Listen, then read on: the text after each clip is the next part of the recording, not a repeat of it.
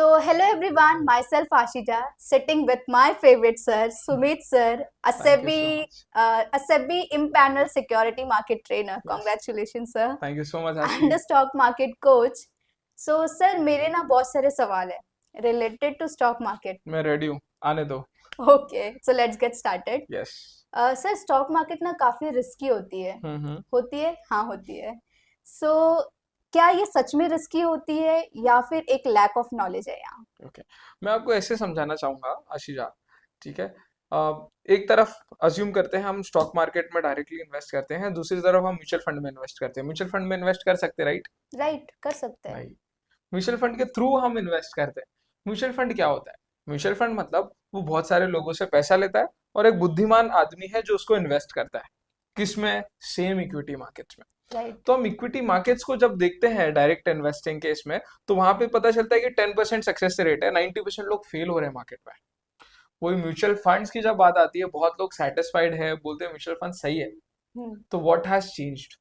The market is same, but the person जो mutual fund manage कर रहा है, he is more knowledgeable, he is more informed, and is more trained. So that makes it different. Knowledge makes it different and not the market. Okay, got it.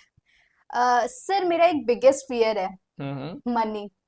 Uh, तो अगर मैं stock market में वो पैसे लेके आऊं जाऊंगी, हाँ. So how to overcome that fear? Okay. सबसे पहले अगर सच में आपको डर लग रहा है ना, तो हम्म। आप मत आओ मार्केट में. ओके। दिल छोटा नहीं करो. मेरे कहने का मतलब ये है कि this is like any other business. अगर मैं दूसरे पर्सपेक्टिव से आपको बोलूं कि आशीष, चलो हम लोग वड़ा पाव का धंधा खोलते हैं, छोटा सा बिजनेस है.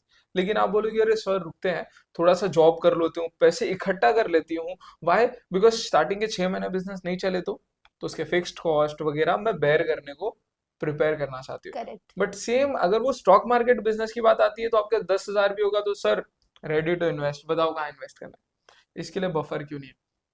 इसके लिए प्रिपरेशन क्यों नहीं है? इसके लिए ट्रेनिंग पीरियड्स क्यों नहीं है?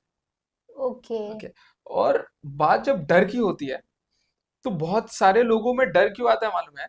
पैसे लूज करना तो कहीं ना कहीं वो लोग रेडी रहते हैं, बट जितना उनका एपिटाइट है, उससे ज्यादा वो लोग लूज कर जाते हैं. बहुत कॉमन केसेस है.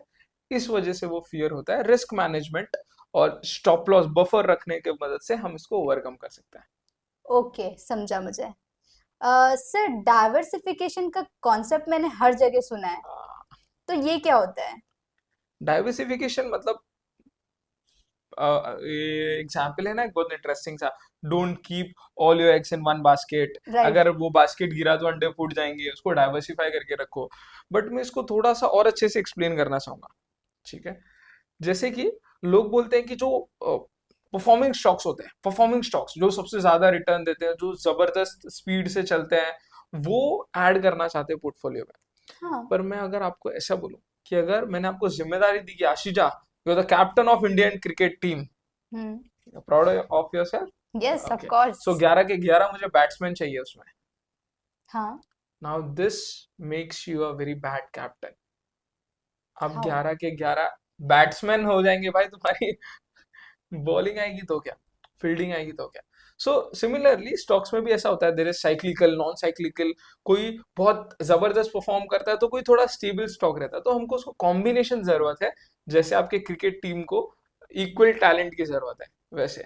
ओके, मतलब हर चीज मुझे थोड़ी थोड़ी थोड़ी हर जगह रखनी पड़ेगी, राइट? करेक्ट. आपका एक स्पेशलाइजेशन हो सकता है कि इंडियन क्रिकेट टीम बैट्समैन की वजह से जानी जाती है, पाकिस्तान बॉलर्स की वजह से, बट डाइवर्सिफिकेशन इज नेसेसरी.